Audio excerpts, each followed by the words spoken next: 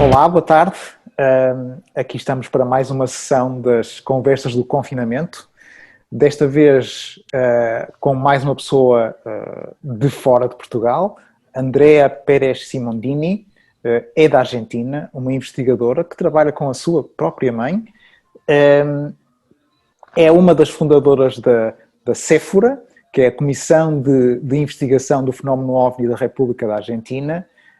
Recentemente foi notícia porque conseguiram que o Ministério da Defesa desclassificasse e publicasse os documentos sobre o caso Bariloche e, portanto, foi notícia em todo o mundo.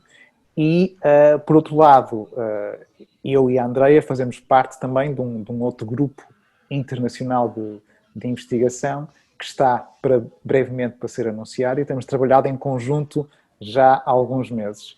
E, portanto, Andrea, és um prazer ter-te aqui. Filipe, muito obrigado também por estares aqui. Boa tarde, Francisco. Boa tarde, Andrea. Andrea, ¿quién es? Contanos un poco de tu bio. Es de Argentina. ¿Cuándo ha empezado este gusto por el fenómeno OVNI? Bueno, muchas gracias, buenas tardes, buenos días, buenas noches, según el lugar donde nos miren. Bueno, empecé de muy pequeña por, en principio, mi madre, que allá por 1968, viviendo en la Patagonia Argentina, porque mi padre era petrolero, tuvimos un evento, yo no lo recuerdo, pero bueno, sí marcó mucho a mi mamá, que se dedicó a investigar y primero, como todos, ¿no? Me imagino, a leer artículos, libros, ir a conferencias, y bueno, después ella sintió la necesidad de ir por más. Aquí en Argentina era muy poco el aborde científico que se hacía en relación al estudio del tema, eran muy pocos, y en esa instancia, yo ya mayor y egresada de la universidad en una carrera técnica, yo estudiaba química, y después hice un giro importante a la investigación, pero desde el punto de vista de la investigación de mercado en todos los tópicos, en la industria farmacéutica fundamentalmente, en la salud. Pero bueno, eso le dio una base bastante sólida a nuestros trabajos de investigación, y bueno, acompañé desde chica en todo ese proceso a mi madre, más allá de que cuando estaba en cuarto grado, allá por 1977-78, tuve mi primera experiencia que recuerdo que fue un tren volador que iba como vivorateando, haciendo el movimiento como de una serpiente aérea, y me marcó, me impactó profundamente, y yo creo que ese hecho fue el que me cambió la vida y decidió entrar de lleno, ¿no? Siendo niña, recuerdo que le recortaba los artículos periodísticos al diario que recibía mi papá, que era motivo de grandes discusiones, porque mi papá abría el diario y se veía allá el cuadradito recortado, y bueno, y desde ahí con mi mamá empezamos primero a acompañarla donde ella iba, y ya en 1991, cuando surge los fenómenos extraordinarios en una ciudad del litoral argentino, que es la provincia de Entre Ríos, que se llama Victoria, allá por julio de 1991, empezamos a afrontar por primera vez la investigación de campo. Y bueno, así fue que a partir de ese hecho fundamos nuestro equipo de investigación, que se llama Visión OVNI, y a partir de ahí no paramos y encarrilamos ese camino de investigación científica en lo posible, y tuvimos como un primer tutor bastante fuerte, que fue Máximo Teodorani, que nos mandaba todos los protocolos y los equipos que teníamos que comprar, dado que el fenómeno que se daba aquí en Victoria era como el de Gesdalen. Así que un poco en resumen, ese fue el desarrollo de 30 años. Perfecto. Y tú eres también una de las fundadoras de Sephora, porque nos cuenta un poco, porque Sephora ha sido fundada en 2008, ¿correcto? Correcto. Entonces, ¿por qué Sephora? Ya vi que uno de los participantes también es Carlos Lurchuk, con quien también ya he hablado, he participado en su programa también, Demonios, más que una vez. Nos cuenta un poco sobre Sephora. Sí, bueno, nosotros tenemos una gran unión regional en Sudamérica, con Uruguay, Chile y Brasil y Perú fundamentalmente, y cuando constituimos Sephora fue a partir de emular un poco la experiencia que llevaban adelante nuestros colegas de Brasil con la Comisión Brasilera de Ufólogos. Nosotros somos parte también del equipo de la revista UFO, de Ademar Llevaer, por lo cual él tiene casi toda la influencia en lo que llevamos adelante en Argentina, y de hecho copiamos bastante el modelo brasilero, adaptándolo un poco a la idiosincrasia de Argentina y a la movilidad del tema en Argentina. Y también en el concepto de que, vieron que en el fútbol se dice equipo ganador no se toca, entonces veníamos de los éxitos de la desclasificación en Brasil que generaron de alguna manera el impulso en nuestro país. Y bueno, fue así que tomamos lo bueno y lo malo que ellos aprendieron en ese derrotero de muchos años y lo implementamos en Argentina, y nos llevó de alguna manera 11 años para lograr la desclasificación del primer expediente, que es el que se desclasificó recientemente. Pero a poco de andar, Francisco, Philip, lo primero que logramos, y que fue un hecho histórico, a los meses de formado Sephora y por el impulso que le dimos de cara a la Fuerza Aérea, es que el Ministerio de Defensa autorizara la creación de una comisión en el seno interno de la Fuerza Aérea, y como hecho histórico fuimos convocados varios civiles, entre los cuales nuestro amigo Yurchuk fue miembro de esa comisión, que es miembro de Sephora, y en mi caso yo no acepté por ser la directora del organismo que le iba a pedir a ellos la desclasificación de los archivos.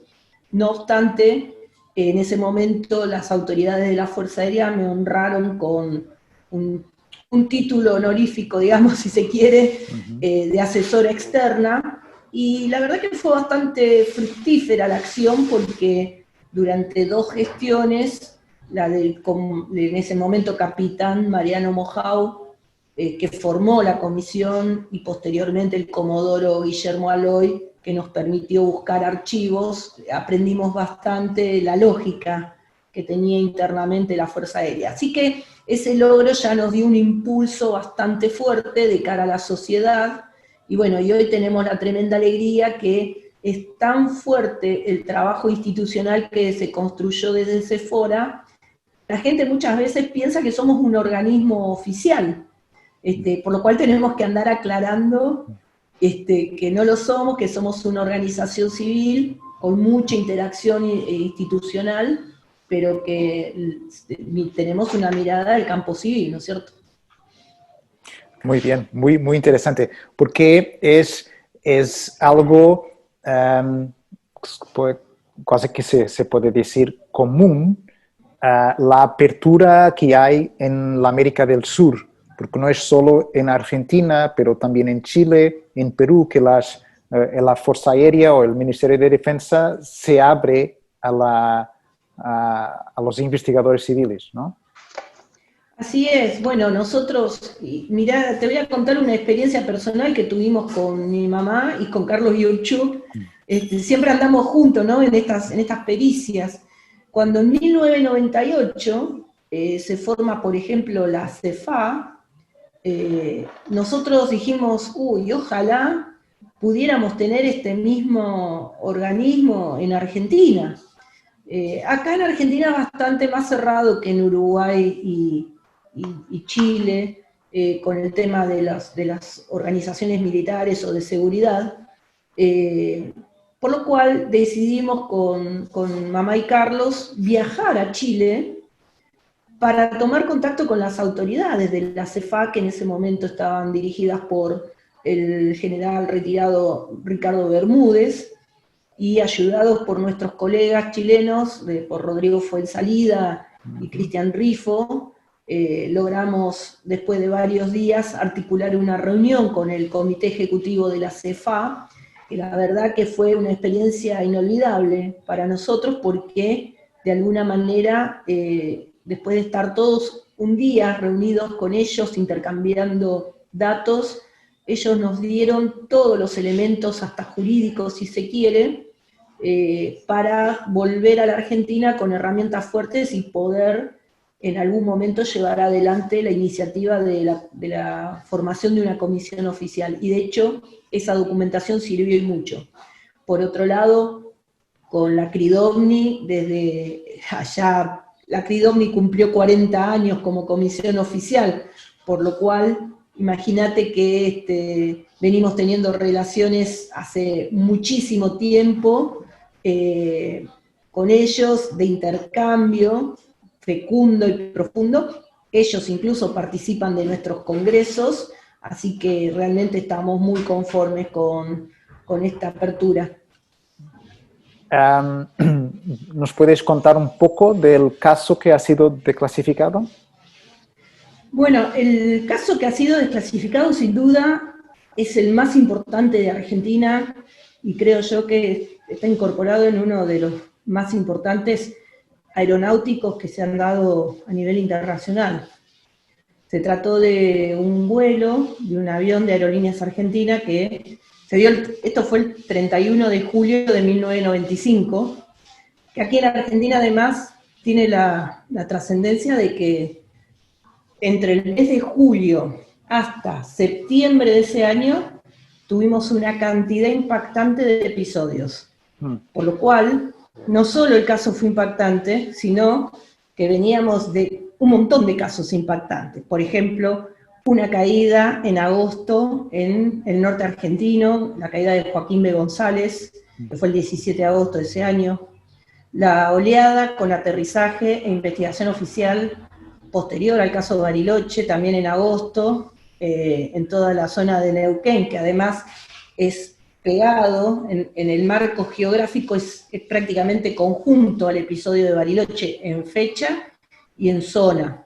Entonces, entendemos que hay una serie de circunstancias que estuvieron muy conectadas y que hasta el día de hoy venimos analizando, y de por sí ya el episodio fue extraordinario porque involucró a este avión de Aerolíneas Argentinas que mientras estaba haciendo una operación de descenso en la ciudad de Bariloche, es acompañado por un objeto que el piloto y la tripulación describen con mucha contundencia, que tenía forma de plato sopero invertido, con dos luces en la punta y una luz central color ámbar, amarillo ocre, que parecía como latir, como pulsar, y en el momento que el piloto de aerolíneas quiere aterrizar, se corta el grupo electrógeno de la pista, que a su vez estaba encendido porque había sucedido un corte integral en la ciudad de Bariloche. Cuando regresó la luz en la ciudad de Bariloche, decidieron dejar el equipo electrógeno de la pista por si volvía a fallar el suministro eléctrico, y ahí fue que falló el generador que mantuvieron prendido todo el tiempo. Por lo cual obliga al piloto a hacer una maniobra de fuga, que ahí también, de alguna manera, el objeto hace una maniobra extraordinaria, que es salir de escape por debajo del avión de aerolíneas y en un ángulo de 90 grados asciende y pasa por adelante de la trompa de otro avión, que era un vuelo sanitario de la Gendarmería Nacional, pilotado por el comandante Sipusac y Juan Domingo Gaitán, que fueron testigos protagónicos, además de todos estos hechos. Sin contar que el jefe del aeropuerto, el personal de torre, el personal de pista, del servicio meteorológico. Hubo 19 testigos, todos con alto nivel de capacitación en temas aeronáuticos, y además, en el episodio de contacto con la torre de control hubo 4 minutos que estuvo interferida la comunicación y se magnetizó el equipo de torre, así que aparte del testimonio y lo visualmente observado por los testigos, hubo elementos físicos que intervinieron en todo el suceso que lo hace realmente extraordinario. Accedimos con la desclasificación a la desgrabación de la torre de control con los pilotos, donde puntualmente hacen mención de que todos observaron el evento, y de hecho el piloto Jorge Polanco lo describe como un plato volador. Estaban siendo acompañados, es muy gracioso escuchar la grabación incluso, porque habla puntualmente. Creo que es un plato volador, le dice al operador de torre como extrañado. Y por otro lado, la afirmativa del otro avión de observar el evento junto con el operador de torre. Y junto con ello, las declaraciones testimoniales, que todos nosotros como investigadores sabemos la trascendencia que tiene el primer reporte de un hecho de esta naturaleza, que ni bien bajaron los pilotos, la habilidad, si se quiere, de quien estaba a cargo esa noche en el aeropuerto, que era el suboficial Daniel García, le toma la testimonial a los pilotos y a todos los testigos, y bueno, y ese material también nos lo dieron en esta cuestión de la desclasificación, junto con el parte meteorológico, y junto con otro informe que en el año 2018, y acá empiezan las cosas interesantes para quienes buscamos información. Nosotros a principios de este año habíamos solicitado a la Fuerza Aérea que la desclasificación de expediente y nos dijeron que no tenían nada. Y en esta nueva solicitud no solo nos dan esto que les estoy relatando, sino que nos enteramos que en el 2018 este comodoro Guillermo Aloy, a cargo de la comisión oficial, que hoy ya no existe lamentablemente, había reconstruido por completo el expediente del caso Bariloche. Como a fines del 2018, lamentablemente hoy hay a cargo de esa comisión que estudiaba fenómenos aeroespaciales, mejor dicho, CEFAE, le cambiaron el nombre y ahora es del todo detractora de estos fenómenos, y se llama Comisión de Investigación de Fenómenos Identificados. Así que identificado.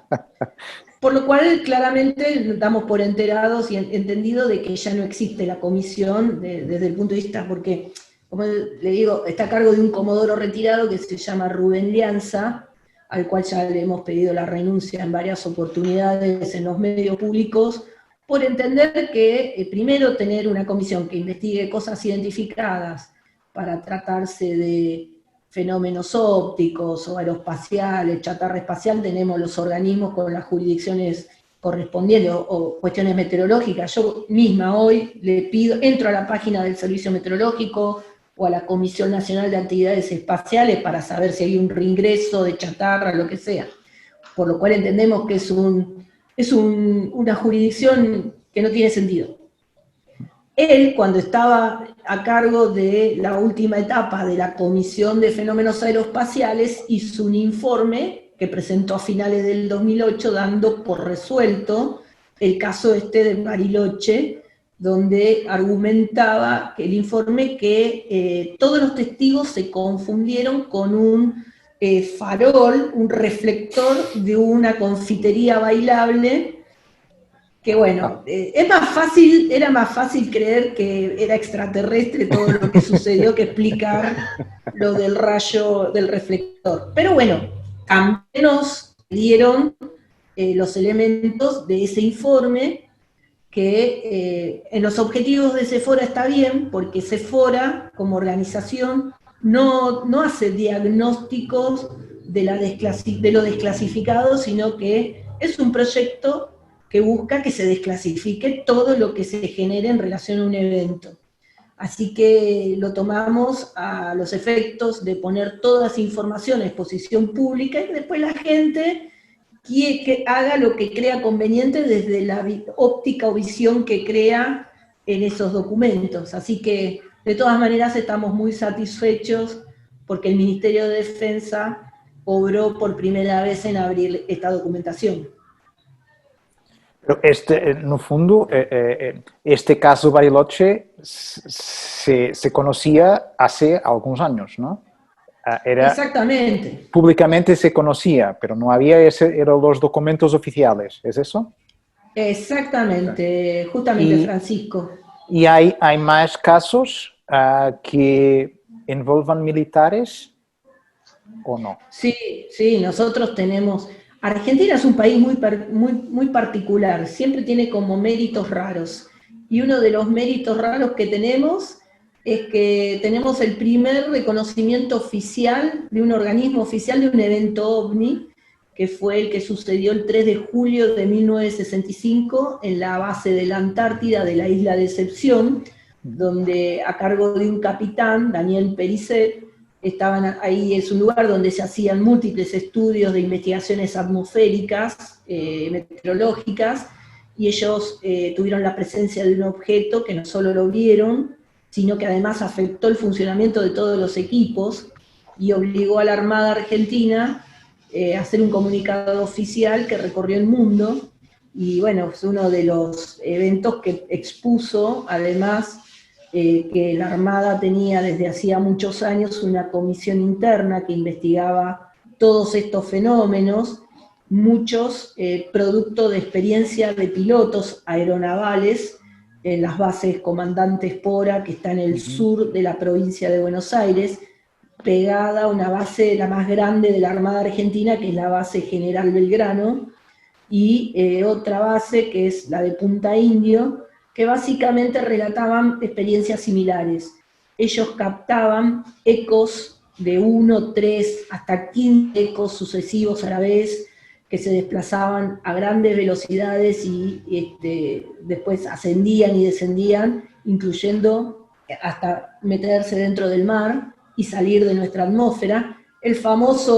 Uno de los famosos observables de Elizondo, pero ubicado en la década de los 60, porque estos episodios sucedían entre 1962 y 1968, generando investigaciones y documentación, que es parte de lo que estamos buscando, que esta comisión, que se conoció como COPEFO, la encabezó un capitán que se llamaba Omar Roque Pagani y que gestó por lo menos 200 denuncias por parte de personal de la Armada. Tanto... Hay publicado eso. Sí. ¿Vosotros han sabido eso de forma pública a través de ese...? Sí. Okay.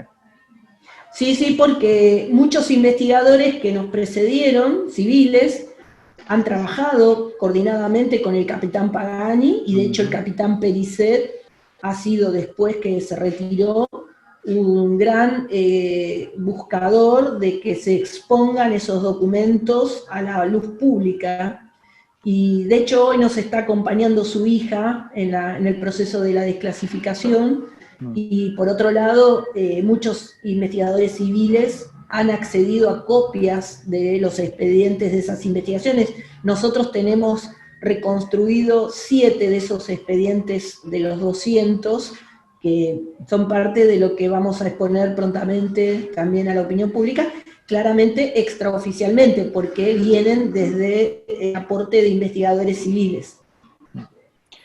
¿A poco estabas hablando de la ola de avistamientos y has dicho acerca de caídas y aterrizajes?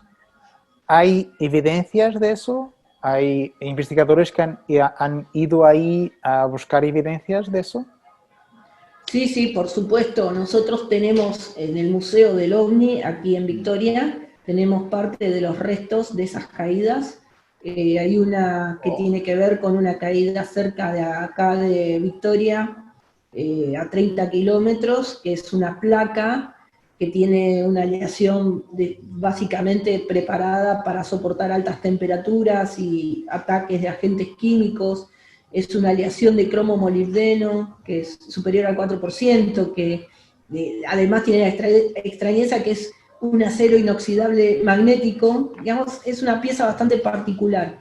Después, si bien no se han obtenido las piezas, sí se supieron por los equipos de rescate, este caso mismo que te relataba de Salta en el año 95, se ha recuperado un resto por parte de la Gendarmería Nacional.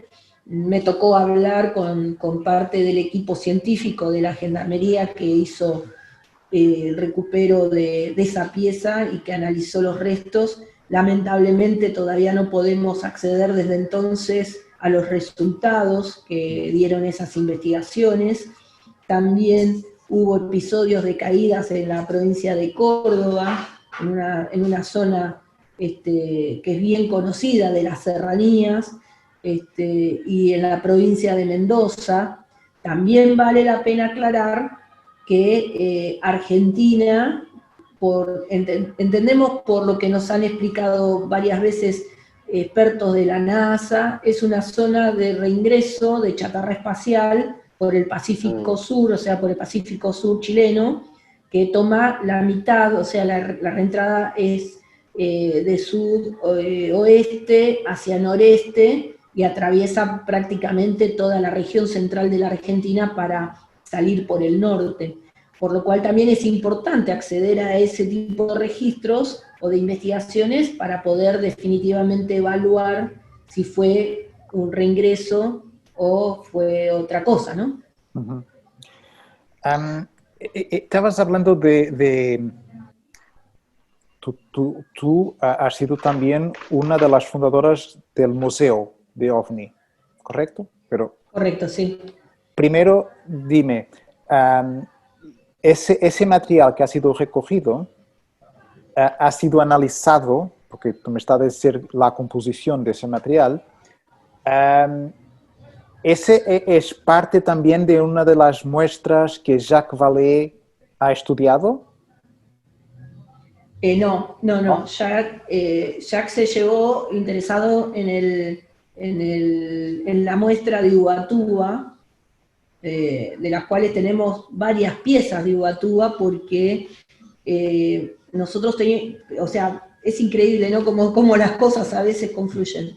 Un investigador argentino que falleció ya hace unos años, que se llama Nicolás Ojeda, que fue uno de los precursores en Argentina, era muy amigo de Olavo Fonte, que es el investigador original del caso Ubatuba en Brasil, y en el año 67 Nicolás Ojeda viaja a Brasil a un congreso de astronomía, y ahí se encuentra con Olavo Fonte, y en ese preciso momento Olavo Fonte le entrega una pieza para que Nicolás pueda estudiarla en Argentina.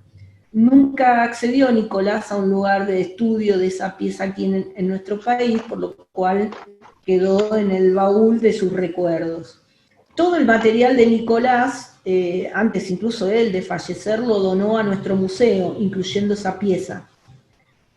A los años, el museo se funda en el 2005, y más o menos a los 3-4 años, un chico, un niño que acompañaba a mi mamá en estas cosas que le gustaba de los ovnis de aquí de la ciudad, cuando ve la pieza en exhibición, menciona que un familiar de él, que fue su abuelo, había estado en Brasil y había traído piezas de igual características. Por lo cual, enseguida cuando nos contó eso, empezamos a averiguar, y realmente sí, su abuelo era marino mercante, y en el año 1985 hizo puerto en Ubatuba, y era un interesado en las piedras. Él donde iba traía piedras de los lugares de referencia exóticas, y se dio con una cantidad de muestras de la pieza de Ubatuba con una persona local. Esas piezas son las que nosotros analizamos con Jacques Vallée. Le dimos una muestra de la pieza original de Nicolás Ojeda, que era la de Olavo Fonte, y una de las del marino mercante. Y sucedió que los resultados arrojaron que la de Olavo Fonte original tenía una leve variación en la composición isotópica que es común pero no era de trascendencia, pero que la otra pieza sí realmente los resultados fueron extraordinarios, a lo que Jack me mandó un mail diciendo que guarde las piezas en una caja fuerte, a lo cual yo le contesté que a Peter Sturrock no le fue tan bien con el guardado de piezas en la caja fuerte del banco. Pero bueno, le hice caso de todas maneras. André, eu peço desculpa para já por participar pouco, porque tenho alguma dificuldade com o castelhano. Quero dar os parabéns pelo grande feito que conseguiu, que é esta colaboração com as forças militares. E queria pegar neste tema do fragmento caído. Então, este fragmento está visível para quem quiser no Museu do OVNI em Vitória? Qualquer pessoa aí. ¿Existe alguna imagen de él que Andrea nos possa mostrar? Sí, cómo no, sí, sí. Les voy a mostrar parte de ese fragmento. E gostava também que nos falasse um pouco das características específicas deste fragmento. Sí, cómo no. Ahora les muestro. Es una pieza realmente muy linda. Tiene, bueno, mientras les comparto la pieza, les voy contando que estamos hablando, a ver si la pueden ver.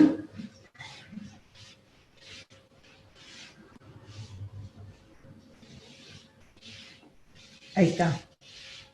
Confírmenme si la están viendo. Ahí está. Bueno, lo que estamos viendo son dos de las muestras.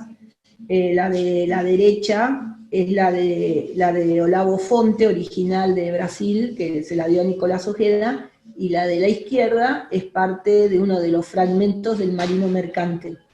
Las piezas realmente son hermosas. Ahora les voy a correr, a ver, acá. Ahí la tienen más de frente. Es magnesio puro, y las características isotópicas, voy a ver si va a quedar un poco desprolijo, pero creo que vale la pena para acceder a algunas muestras de los cortes. Acá les voy a mostrar parte de lo que fue el proceso de toma de muestras. Esta parte es la primera vez que lo mostramos. Estas muestras son las que le tomamos para darles a Luis Elizondo, para tener la posibilidad de un segundo resultado, ¿no es cierto? Acá ven fragmentos. Bueno, son realmente piezas increíbles. Cuando las queríamos cortar, trajimos a un experto metalúrgico para el corte, y que es parte de la particularidad del magnesio, ¿no? Que es muy duro de cortar, y justamente por eso participan las aleaciones comúnmente, y la temperatura que levanta es de tal nivel al corte que el especialista con guantes de protección le quemó el guante, para que tengan una idea de la importancia de los niveles de temperaturas. ¿Nos ibas a mostrar otra imagen? Que estamos a ver solo la piedra. ¿Qué quedaron viendo? ¿Solo una piedra? Solo. No corre la imagen, entonces, a ver. No. Ah, yo le estoy hablando y la estoy viendo yo sola. Vamos a ver, ¿por qué? A ver ahí. A ver si la podemos ver ahora. Díganme si ven. Ok. A ver si cambia. ¿La ven ahí? Ah, sí. Bien. Ahí vamos a ver los cambios de la toma de muestras.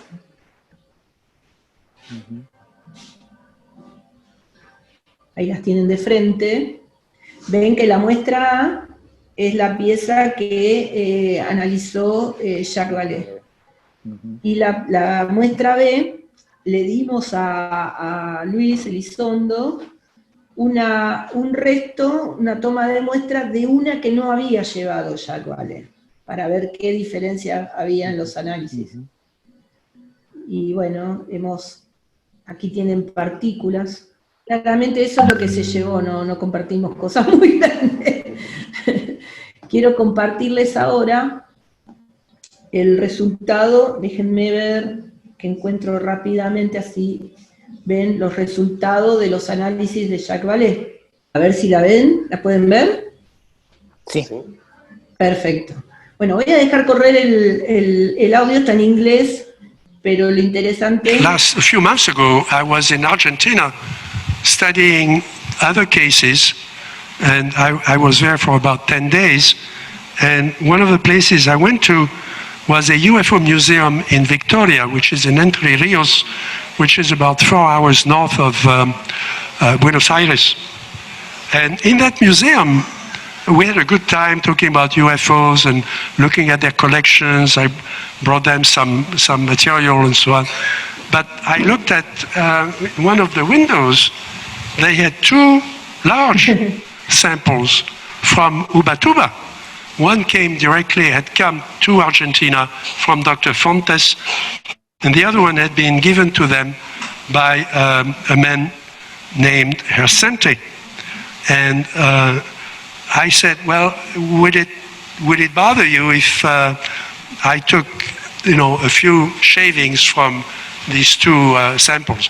Esto es interesante porque él no podía creer que nosotros tuviéramos las muestras en la vitrina. Me acuerdo que le hizo un comentario a mi mamá diciendo que toda la vida buscó muestras y que tenía que venir al confín del mundo para hallarlas. Entonces quiero adelantar, a ver si pasamos. That's working with that machine. So that's one of the systems that we're using. The previous generation looked like this, and this is a large, it occupies most of a large room lecture, but essentially you bombard the material with ions that will force a secondary emission from whatever is in that material. And then you take these secondary ions, you put them in electromagnetic fields to look at the time of flight, which depends on the mass. And that's how you can essentially spread them along a spectrum and get the actual composition. What they called muestra A, the first sample, is essentially at the natural level. You see the isotope 24, 25, and 26 are very close. The values we measured were very close to the normal terrestrial values. The second one, though, was very different. And here we're getting into something that's quite interesting. For example, magnesium 26, we measure at 17%, 20% in the 2 different runs we did. In the normal magnesium, it should be 11%. Same thing with magnesium 25 and so on. So the ratios are significantly different from terrestrial magnesium. Bueno, creo que con eso tienen una cabal noción de la diferencia de una muestra con la otra. Y evidentemente fue muy interesante también lo que está siendo procesado ahora, que es un poco, entiendo yo, por lo que hablo con muchos colegas que analizan muestras, por ejemplo Robert Powell, que está trabajando con una muestra que era originariamente la que estudiaba Peter Sturrock, obtenida también vía Olavo Fonte, vía el matrimonio Lorenzen, que están todos, y la nuestra también, en este momento Jacques Vallée está haciendo los estudios de los elementos residuales de la muestra, el estudio isotópico de esos elementos residuales. Ahí también aparentemente se concentra una información muy valiosa que hace a la característica fundamental de la composición de esta aleación de alto nivel de extrañeza, por supuesto.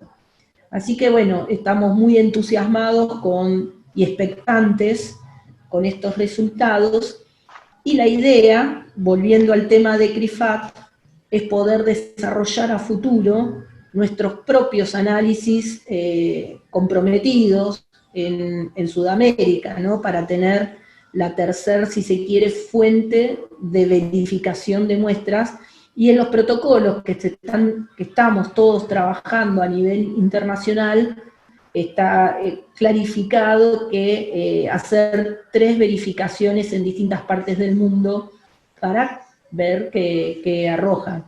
De hecho, la muestra que estudió Robert Powell del SCU, mismo en un laboratorio de Estados Unidos, ya viste que arroja diferencias con los estudios que en la misma muestra hicieron en otro laboratorio, por lo cual el tema de los contaminantes a la hora de tomar la muestra, etcétera, etcétera, son importantes y definitivos, ¿no? Así que bueno, es un gran desafío, creo que, el tema de los metamateriales. Sin duda. ¿Nos puedes hablar un poco del museo? ¿Cómo ha sido creado? ¿Quién ha hecho la inversión para lo construir? Y que, en el fondo, ¿qué muestras tienes ahí? ¿De qué tamaño es el museo? Háblanos de esto. Bueno, el museo en realidad nace de casualidad, porque yo vivía en Buenos Aires y mi mamá vive en esta ciudad de Victoria, Entre Ríos, que está a 330 kilómetros de Buenos Aires. Por lo cual, cada vez que yo venía, y siendo mi mamá aquí es muy, muy conocida, entonces la gente viene los fines de semana para que ella cuente sus investigaciones y las historias y todo lo que llevó adelante, por lo cual nunca teníamos tiempo para tener como compartir nuestro tiempo de madre e hija, era todo el tiempo la gente tocando el timbre. Entonces a mí se me ocurrió la extraordinaria idea de decir, bueno, mamá, pongamos, ella tenía un pequeño salón, que es donde tiene su biblioteca, donde tenía, porque ahora creció exponencialmente todo. Pongamos un horario, le digo, para que la gente venga en ese horario y punto. ¿Y para qué? Fue tremendo, porque el primer visitante con el horario fue un periodista muy conocido aquí, que tenía un programa de turismo en el canal oficial de Argentina, el canal 7, y él cuando entró, lo primero que dijo, pero esto es un museo del OVNI. Y fue y volvió a su programa y dijo que estuvo en el Museo del OVNI en Victoria, Entre Ríos, y a las 2 semanas teníamos colectivos de gente que venía de distintas partes del país, y mi madre me quería matar, porque yo ya no estaba ahí. Volví a Buenos Aires y mi mamá me llamaba por teléfono diciendo, tengo un montón de gente, vos no estás, ¿y qué hago con la gente? Yo le dije, bueno, abrile.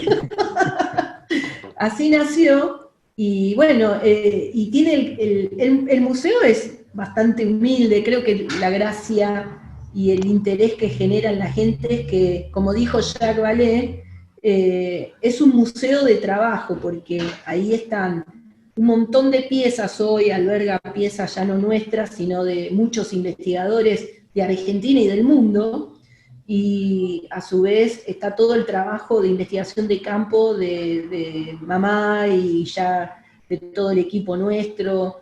O sea, la gente viene aquí, se encuentra no solo con fotos y una biblioteca abundante, videoteca, sino materiales que puede palpar con los estudios de los crop circles o las mutilaciones de ganado. La gente puede tocar los elementos ya analizados, nosotros siempre tenemos de reserva para que la gente pueda ver la diferencia de la afectación, y a la gente le encanta porque hay un pequeño investigador en cada visitante que viene y no puede hacer lo que hacemos nosotros, entonces transporta toda su necesidad de hacerlo en tocar esos materiales, y es muy, muy lindo lo que se ve. Y además somos visitados por cuanta personalidad ustedes imaginen. Vienen, por ejemplo, todos los años recibimos una cátedra de antropología de la Universidad de Bolonia de Italia, que vienen a hacer estudios de campo aquí, y se quedan días encerrados en el museo viendo todos los libros y estudiando el comportamiento social y antropológico. Una cosa rarísima. Es muy lindo lo que se da, y bueno, y ahora estamos en crecimiento. Empezó con una salita, después es la casa de mi mamá el museo.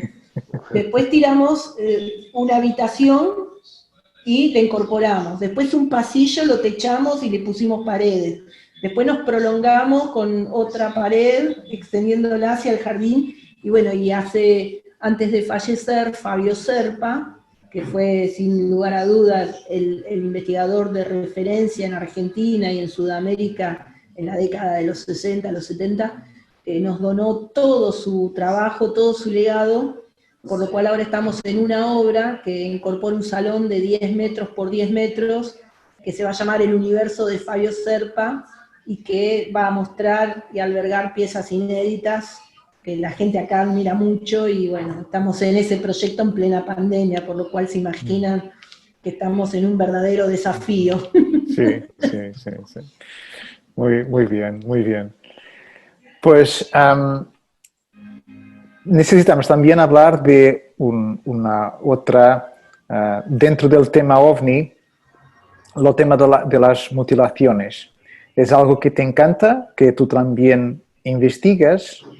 Has también escrito un libro acerca de eso.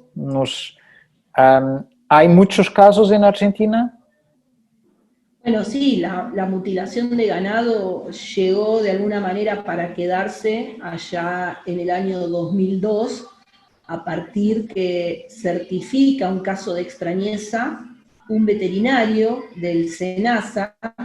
El SENASA es nuestro organismo oficial de sanidad animal, y cuando fue convocado por un productor, Marcelo de Peroy, en un pequeño pueblito de la provincia de Buenos Aires, ganadero, que es Aliqueló, y descubre estos cortes extraños y empieza a profundizar en las investigaciones, lo primero que hace Daniel Velot, que es el nombre de este veterinario, es elevar el informe a sus autoridades.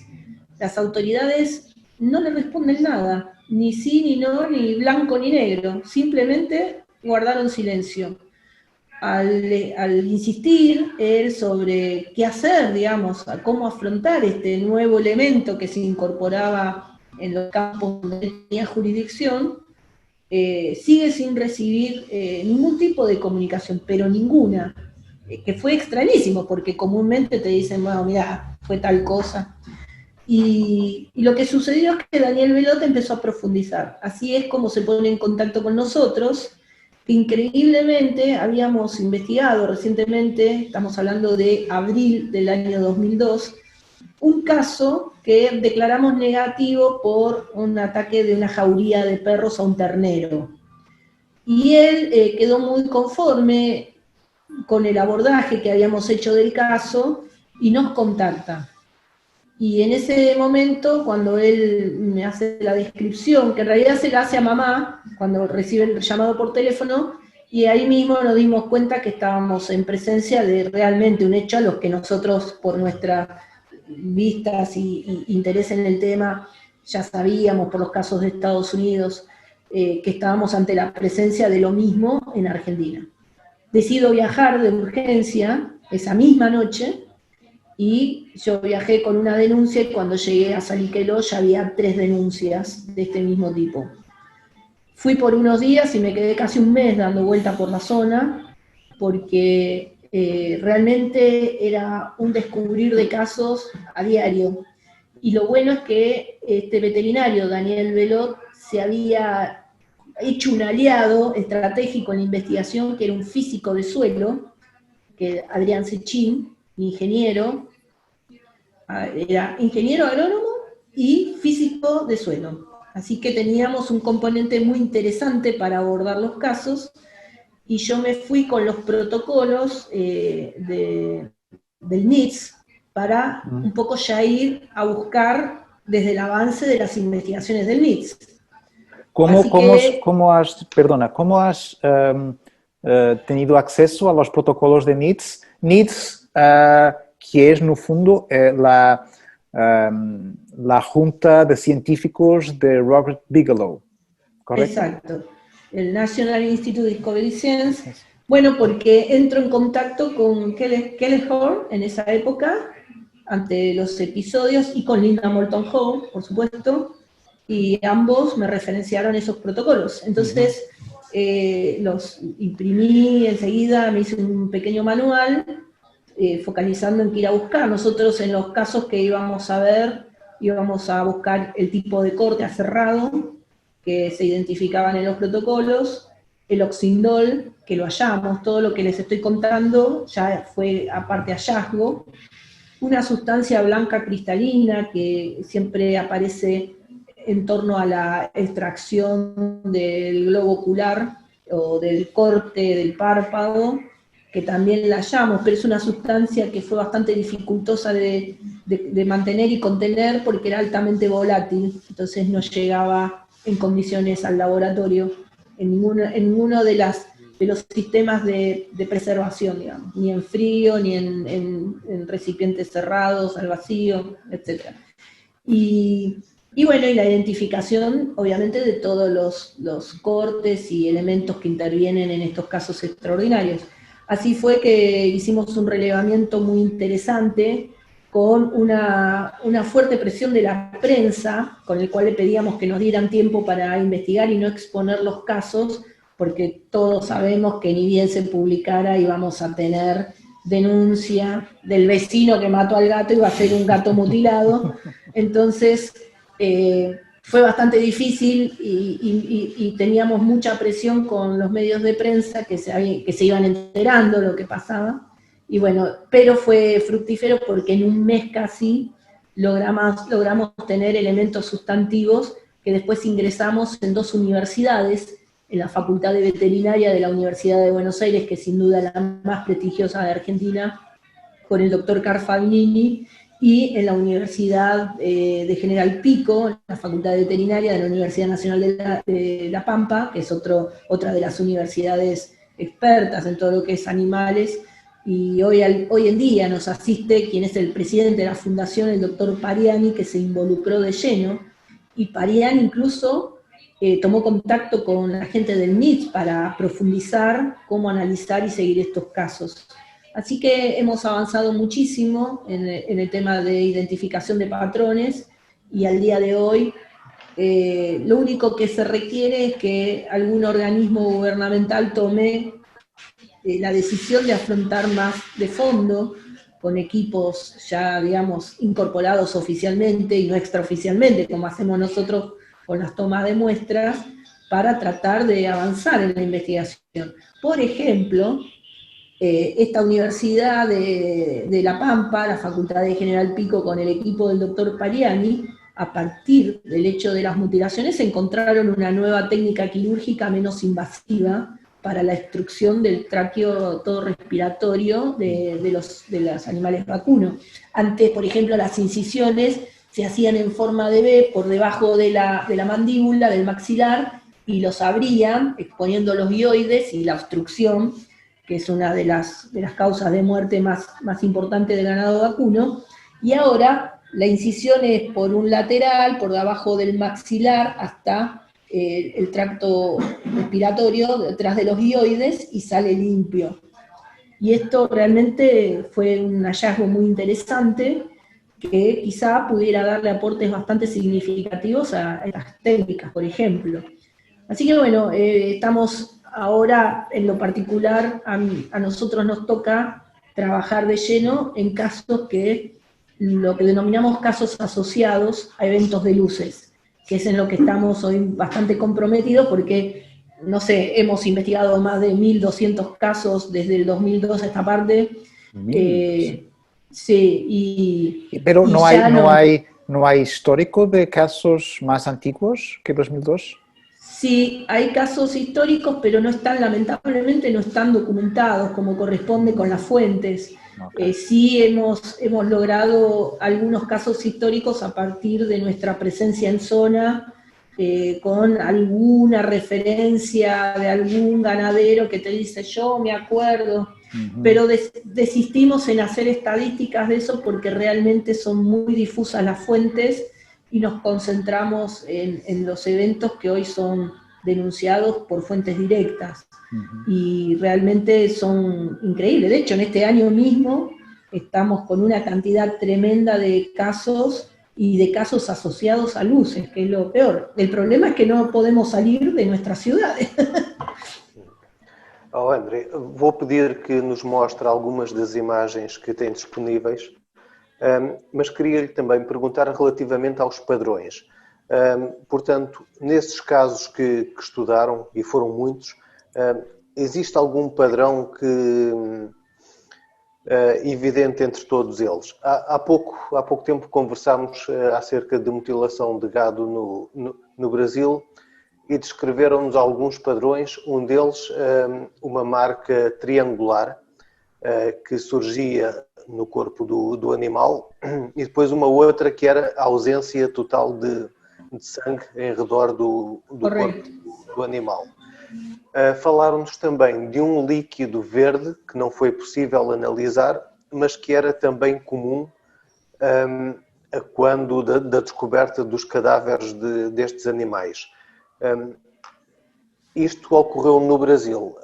Algum destes padrões é repetível ahí na Argentina, nos casos estudados? Exactamente. Bueno, yo ahí quiero hacer algunas precisiones. Es cierto que los animales que se ajustan a protocolo que investigamos, la idea es identificar que no tengan, por ejemplo, cortes característicos, que comúnmente son el corte en herradura en la mandíbula, incisiones en la zona anal, extracción de glándulas mamarias y un corte en la zona abdominal que es muy característico.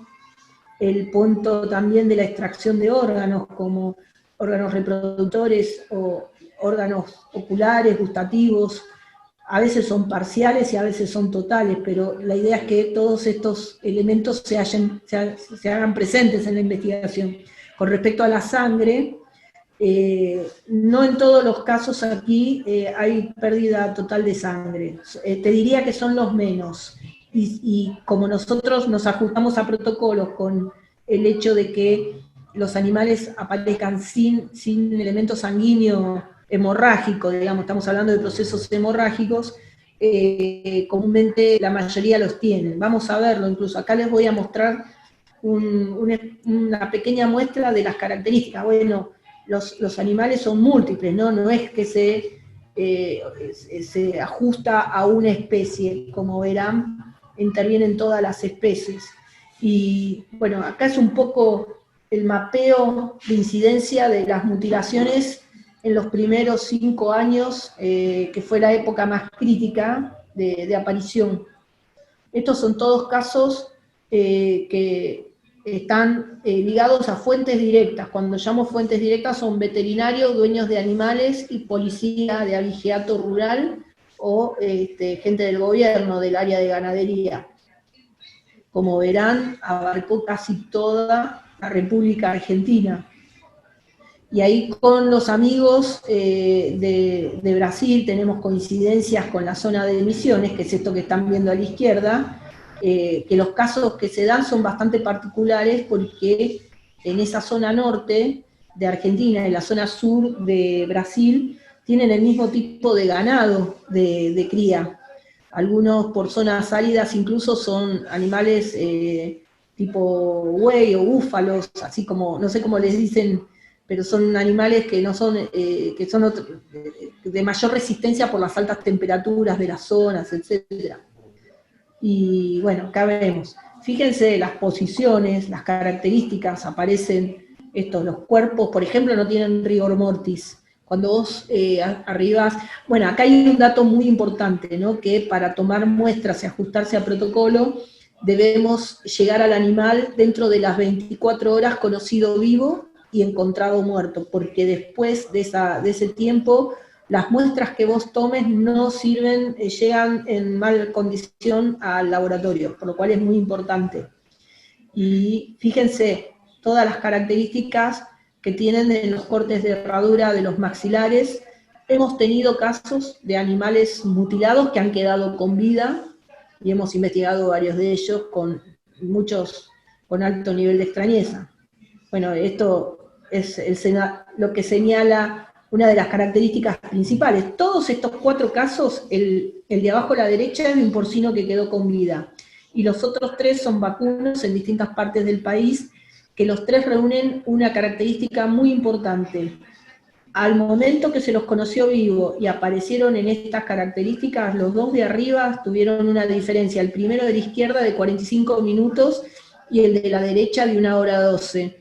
Y el de abajo de todo en menos de 24 horas apareció así. Es interesante. Esta es otra de las características que estamos analizando muy profundamente, que es una especie de hongo o de elemento que genera una concentración cuando se estaciona el elemento. No solo quema, como verán, el lomo del animal, sino que genera como una colonia de hongos, automáticamente. Y automáticamente, a pesar de lo que querés preservarlo, también es altamente volátil, es altamente corrosivo. Este elemento, cuando lo tomamos con el bisturí, lo melló. El bisturí, les aclaro, que es de titanio. Entonces, fíjense el nivel de peligrosidad, y de hecho lo vemos en el derrotero, en el tránsito de ese elemento por el cuero, como va quemando. Es una particularidad que se dio en varios casos, y en este lo pudimos documentar perfectamente, acá lo tienen. Entonces, es para tomar con mucho cuidado, ¿no? Pero han descartado la posibilidad de este hongo ser la causa de la... No se pudo profundizar la investigación porque no se preservó, no llegó en condiciones la muestra al laboratorio. Lo único que pudimos es documentarlo. Bueno, después las posiciones, vamos a avanzar para ver algunas cosas interesantes. Bueno, este es el porcino vivo que apareció. Estos cortes, este es otro elemento que nos sucede. Este tipo sacabocado con un instrumental, es muy limpio el corte, y cuando vos observás la parte del costillar o los huesos, están pulidos. Lo mismo pasa cuando analizás y extraes los hioides de los animales. En la mayoría de los hioides son los huesos que sostienen la lengua. Cuando vos extraes los hioides para el análisis, te encontrás que en la mayoría de los casos falta uno. O sea, junto con la extracción total o parcial de la lengua, termina faltando a veces un hioides. Una cuestión realmente extraña. Y el hueso hioide que falta siempre es opuesto al lugar de la apertura por el maxilar. Es muy interesante. Estos datos informativos, porque no hay forma de generar nada sobre esto, porque no tenemos elementos, más que observación. Bueno, en distintas... Ahora quiero mostrarles esto. Sí hemos incorporado al protocolo la aparición de huellas. La mayoría de 3 dedos, con un fuerte apoyo en la parte de lo que sería una especie de talón. Aparecieron en muchos casos, en muchísimos casos, y realmente llaman la atención. Bueno, las posiciones también, la mayoría de las extremidades aparecen fracturadas en los animales con esta posición, ¿no es cierto? Rondas. Acá abajo, por ejemplo, es un caso que investigó mi mamá, donde el ternero apareció arriba de un árbol. Está toda la secuencia, ¿no? Acá tengo una sola, pero el ternerito aparece directamente arriba del árbol, vivo, y la madre aparece abajo mutilada. Bueno, esto también es significativo, que en muchos casos aparecen como una especie de círculo alrededor del animal, y cuando tomamos la conductividad del terreno, electromagnética, bueno, no hay radiación, pero sí hay una conductividad electromagnética, una conductividad eléctrica del terreno que no se logra precisar porque se va de rango el instrumental. Y eso pasa tanto con elementos de medición análogos como digitales, ¿no? Bueno, y este es Daniel Belot, el que ven ahí, que analiza el tipo de corte, el corte famoso aserrado. Lo que ven ahí, que es esto, es el elemento más importante que buscamos, como ven acá, y lo que está explorando acá Belot en una de las muestras que se tomó. Este dato empieza a ser estratégico. Aquí el SENASA dijo que el culpable era un ratón, que lo identificó como el ratón hocicudo colorado. El patrón de mordedura más chico del ratón hocicudo colorado en su edad precoz, digamos, es de 3,5 milímetros. Acá estamos hablando de patrones menores a 1,8 y hasta situaciones muy minúsculas, ¿no? La presunción es que se usa inducción de electromagnetismo, o sea, con longitud de onda. Acá lo vemos más claro. Bueno, nosotros trabajamos con muchos profesionales. Raúl Kravets, que ya falleció lamentablemente, era el máximo experto de ratón hocicudo en la Argentina, por lo cual le pedimos que nos elaborara un protocolo especial para identificar en torno a los casos este tipo de especie, lo cual en todos los hechos dio negativo. Bueno, las glándulas mamarias, no quiero aburrirlos mucho con protocolos, bueno, este es el protocolo que aplicamos. Este es el famoso culpable de la matanza de los vacunos en Argentina. El secreto es que es herbívoro, pero bueno, tenemos un pequeño problema de actitud de consumo. Varió de lo vegetal a lo carnívoro, pero bueno, es lo que dijeron. Es como el boliche bailable de Lianza, que en Bariloche vieron un reflector, pero bueno.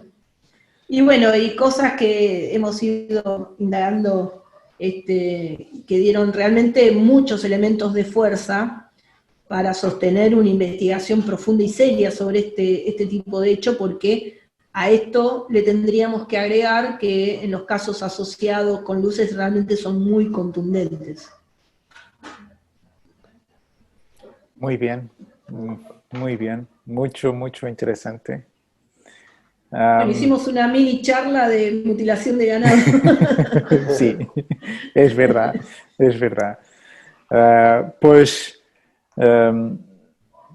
Não sei se... Filipe, tens alguma pergunta? Não, eu gostei muito desta intervenção. Eu gostava só de perguntar a sua opinião, porque muitas vezes associamos o fenómeno da mutilação de gado a um suposto predador conhecido como chupa-cabras. Neste caso, estamos a falar de um fenómeno que se faz acompanhar de luzes no céu. Portanto, poderemos estar a falar não de um predador, mas de uma intervenção quase que cirúrgica com ferramentas avançadas. Exactamente, sí. El punto es que hay muchos elementos ya de laboratorio que te indican, por ejemplo, por eso yo soy muy específica en comentar de que los casos que presentamos se aplica protocolo. En este caso, estos casos no tienen procesos hemorrágicos, por lo cual los resultados básicos de laboratorio te indican que hay deshidratación de tejido con depilación al ras, con cortes aserrados, y bueno, y ahí la falta de sangre y de tejidos y de partes blandas, como musculatura, tendones, ante la desaparición, presume que hay un elemento que es altamente impactante sobre la desaparición de todos estos tejidos, de todas estas muestras, estas partes blandas, y por eso es importante que el lapso de tiempo entre a jugar un rol preponderante, porque si hablamos de casos que se reducen a 1 hora, 2 horas de conocido vivo el animal y encontrarlo así, mismo dentro de las 24 horas, realmente estamos hablando de tecnología de uso de corte, que ahí después incluso se abren varias hipótesis, que yo les voy a plantear las 3 que trabajamos aquí. Cuando hablamos de falta de sangre hay que tener mucha cautela en cómo lo presentamos, porque hay definiciones que hablan de que los cortes pueden ser post-mortem, porque cuando vos haces la necropsia, a mí me entrenaron, yo hago las necropsias de los animales, me entrenaron para tomar las muestras. Entonces yo abro el animal completo y reviso puntualmente esto, digamos, cómo está la sangre coagulada, en la mayoría de los casos que se ajustan a protocolo, en el único lugar que vos encontrás acumulación de líquido sanguíneo es en la cavidad aórtica, por lo cual ahí habla claramente que hubo una muerte de impacto, digamos, un ataque cardíaco, una muerte súbita. No hay muestras de pataleo, o sea, es tan súbita que los animales no dejan ningún rastro previo de que están en proceso de muerte como comúnmente hacen. Y ahí, entonces, tenés que empezar a ver que los procesos hemorrágicos pudieran no estar presentes porque los cortes son post-mortem, y es una posibilidad muy concreta. O puede suceder, que es otra línea de estudio, que el tipo de incidencia en el corte tecnológico sea tan importante en la longitud de onda que produce la cauterización al punto de corte. Entonces nos encontraríamos con esta cuestión de no hallar procesos hemorrágicos. O hay una tercera hipótesis, que es la que menos sustento tiene, pero que existe, que los animales estén en un estado de criogénesis, que es a punto de congelación, que no produzca procesos hemorrágicos. Esta es desechada porque no hay ningún tipo de indicio de alguna exposición a puntos de congelamiento, digamos, que produzca eso. Pero hay gente que la tiene anotada y la observa. Así que dentro de esos tres elementos, caminos de trabajo, de estudio, se incursiona más fuertemente por los dos primeros. En mi caso y experiencia, en la mayoría de los casos entiendo de que los cortes son post-mortem, porque es muy abrumadora la evidencia de que esto pudiera ser el mismo hecho de hallar concentración sanguínea en la cavidad aórtica te indica de que hubo una muerte abrupta y que posteriormente se hicieron los cortes. No hay signos de sufrimiento del animal en el 99% de los casos, que es otra de las evidencias, por mencionar algunos hechos que tienen que ver con tecnicismo puro, ¿no? Muy bien, muy bien. Excelente explicación, excelente presentación, muy, muy interesante. Muchas gracias por tener disponibilizado tu tiempo para estar aquí con nosotros. Ha sido un gusto mucho grande. Y bueno, vamos con certeza a hablar contigo una otra vez más al futuro, con certeza. Y bueno, nada, agradecerte más una vez por estar aquí. Filipe, muito obrigado também. Obrigado. A ti. Nos vemos probablemente en un par de meses. ¿Ok? Gracias. Gracias, La verdad gracias. que fue súper lindo compartir con ustedes y bueno, la verdad que encantadísima. Espero que haya hablado lento. Sí, no, perfecto, ha sido perfecto. Muchas Bárbaro, genial. gracias. Sí. Gracias a ustedes. Adiós. Bye.